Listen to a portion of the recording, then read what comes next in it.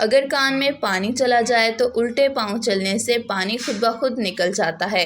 कोई मेडिसिन कान में डालने की ज़रूरत नहीं पड़ती। अगर आपको पुरसकून नींद नहीं आती तो सोने से 1 घंटा पहले नीम गर्म पानी से नहा लिया करें, नींद पुरसकून आएगी। अगर फूड पॉइज़न हो जाए तो 1 चम्मच प्याज का रस पी लें, इससे फूड पॉइज़न ठीक हो जाएगा।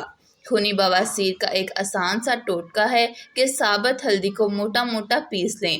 सुबह खाली पेट नाश्ते से आधा घंटा पहले 1 चुटकी ताज़ा पानी के साथ ये हल्दी खा लिया करें। 1 हफ्ते में ही आराम आ जाएगा।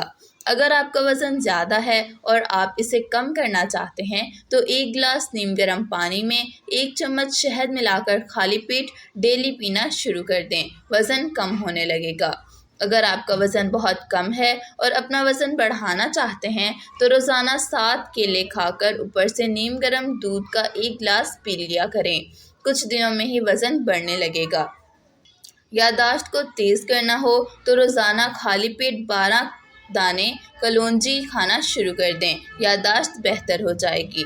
दूध को बगैर चीनी डाले सब्ज़ इलायची डालकर उबाल लें और फ्रिज में ठंडा कर लें। इतना ठंडा कर लें कि बर्फ़ बनने वाला हो। ये दूध डेली 1 गिलास पीने से मैदे की जलन, अल्सर और तेज़ाबियत ख़त्म हो जाएगी। अगर पाँव के नाखूनों में खुश्की और फंगस का प्रॉब्लम हो तो रोज़ाना 2 बार पाँव धोकर खुश्क करके नाखूनों पर सरसों या फिर जैतून का तेल लगाएं। कुछ दिनों में ही फंगस जाता रहेगा। किसी शादी ब्याह में ज़्यादा खाना खा लिया हो और बदहज़मी होने का खतरा हो तो थोड़ा सा गुड़ खा लें। गुड़ ब्राउन होना चाहिए क्योंकि सफ़ेद गुड़ में केमिकल ज़्यादा होता है। हर रोज़ 1 पका हुआ आड़ू खाली पेट खाकर 1 घंटे बाद नीम गर्म दूध का 1 गिलास पीना शुरू कर दें। जल्द ही खून की कमी दूर हो जाएगी और चेहरा सुर्ख व सफ़ेद हो जाएगा।